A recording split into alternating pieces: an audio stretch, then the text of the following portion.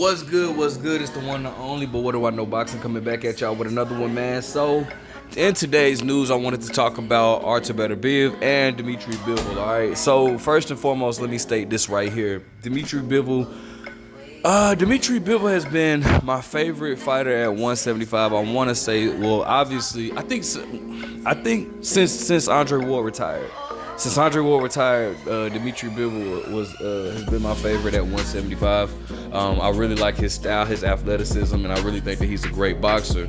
But I've always felt that Artur Beterbiev was the more dangerous fighter. But I feel like if they were to fight, I feel like Dmitry Bivol would be Artur Beterbiev. But the only problem is these guys has yet to fight. These guys have yet to fight. You know, these guys have been the top two of the division for a long time, even before belts were being collected, when they both just had one belt apiece or whatnot. These two have been basically the favorite of the division since Andre Ward is retired. And it still has not been a fight between these two yet. Now I want to bring something up just to touch on this topic or whatnot, just to kind of show you guys how long these two have been champion, and you know, kind of like where we are with boxing heads. This has been a great year for boxing so far. You know what I'm saying? So I just feel like, you know, a lot of people don't even realize that Dmitry Bivol and Artur Beterbiev have been champions at 175.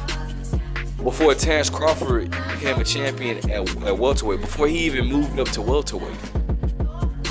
So the reason why I say that is, man, we spend a lot of times, and I get it that these fighters, Terrence Crawford and Errol Spence are bigger names than Artur Beterbiev and Dmitry Bivol, but but that just shows you, bro, like, these guys have been in the same division and they still have not fought yet.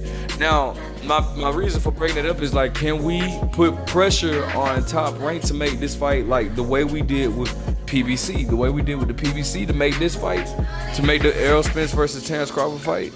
I mean, and I get it because we needed that fight for all belts undisputed, but we need to keep that same energy with Dmitry Bivol and Artur Beterbiev. Now, obviously, Artur Beterbiev was supposed to fight this weekend. I think he ended up with an injury to his jaw. So the fight with Callum Smith, which I'm not even gonna lie, I was actually looking forward to this because Callum Smith has been looking really good lately, and Artur Beterbiev is coming off of his a good back and forth against Anthony Yard. But it's been rescheduled to January 13th or whatnot. So, you know, that was kind of a bummer to me because I actually was looking forward to that fight. But I just think it's well overdue for Artur Beterbiev to fight Dmitry Bivol. I think that obviously in Bivol coming off of a spectacular year. Last year was a damn good year for Bivol. I mean, it really was. You know, coming off a victory of, you know, Canelo Alvarez, and then, you know, beating Gilberto Ramirez and whatnot. I think that was a really good year for Dmitry Bivol. But the thing about it is, bro, I just realized this too. His fight against Gilberto Ramirez, that was the last time we seen him fight. That was in November of last year, bro. You know what I'm saying? So, you know, obviously, I know he was trying to get the rematch. Well, I know he was more so focused. He stated himself that he wanted to fight with Artur Beterbiev. He said he wants a legacy fight. He doesn't really care for a rematch with Canelo, but if he does have a rematch with Canelo, he would rather fight at 168 for all of Canelo's belts. Canelo, you know, for whatever, you know, I guess Canelo didn't want to do that. The rematch ended up not happening. So Canelo obviously is winning his way to fight Jermell Charlo. You know, and Dmitry Bivol has not fought since November of last year, which is that is bizarre to me. I'm just now realizing that. But regardless, man, look, these two need to go ahead and get a fight going on, man, because I think that these two are the best in the division, and we're overdue, you know. And this is like the time of undisputed. Like, this is the time of just undisputed fighters, bro. Like, you got, you have undisputed at 135. Well, you had undisputed at 135 with Devin Haney. Now we have undisputed at 147 with Terrence Crawford. Terrence Crawford was a 2-time undisputed champion. Obviously, Clarissa Shields been doing that, too as well. So I'm gotta give her credit. But you have, you got, you have what's his name? In a way, he was undisputed. It's just time for all these for it to be one champion. And like I always said, a fighter shouldn't want to be a champion. He should want to be the champion. So, I just feel like, man, if we could just get, Tyson Fury versus Usyk, which I don't know what the heck is going on with them, but we could just get Tyson Fury versus Usyk, and we can just put the pressure on Tyson Fury versus Usyk, and to put the pressure on Dmitry Bivol and Artur Beterbiev. Like, bro, we deserve these fights, bro. Not to mention, we got undisputed at 168. I didn't even talk about that with Canelo. You know what I'm saying? So I just think that it's long overdue for these guys to fight each other now. Obviously, like I feel like Artur Beterbiev. I've liked Artur Beterbiev, but I always thought that Artur Beterbiev was very stiff.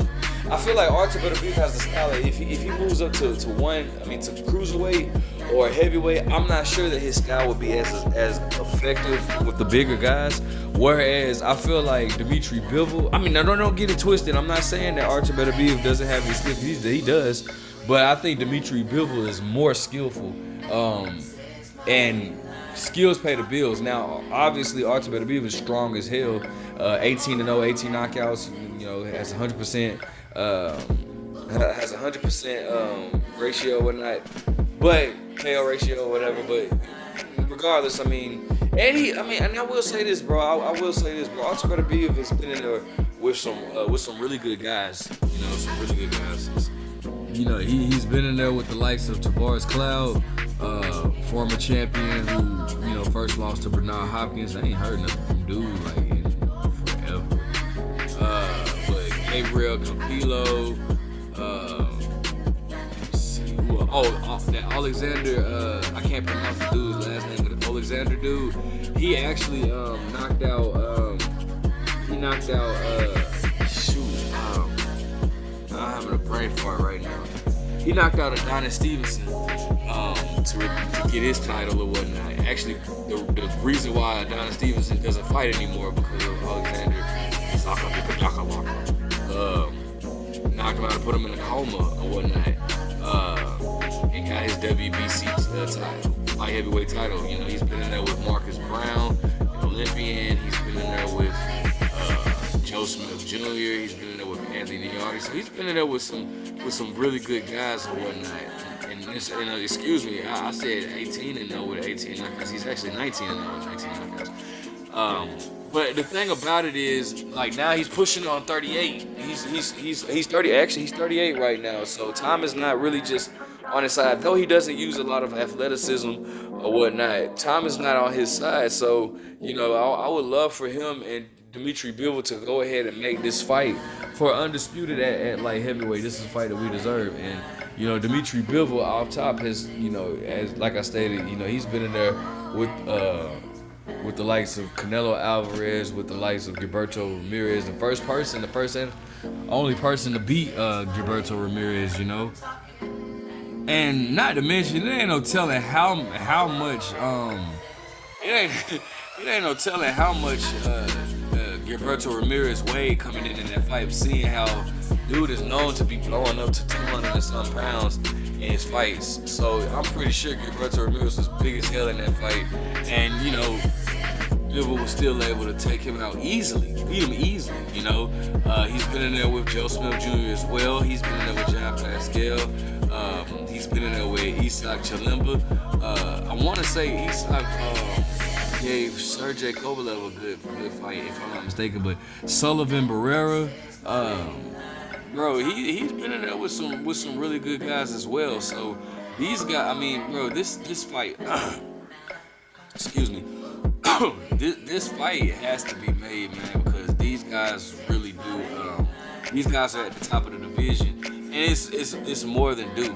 All right, we gotta put pressure on all fighters. And again, I understand that these guys aren't as big as the fighters in America, like the Terrence Crawford or Errol Spence. But bro, these guys have been in the weight. These guys have been champion before Terrence Crawford was even a welterweight fighter. So come on, bro. Like, dog, these guys should have been fought. This fight is way past its expiration date. All right, we are owed this fight, and I'll be going for Dmitry Bivol. All right, let me know what you guys think. Make sure you guys like, comment, subscribe. But what do I know?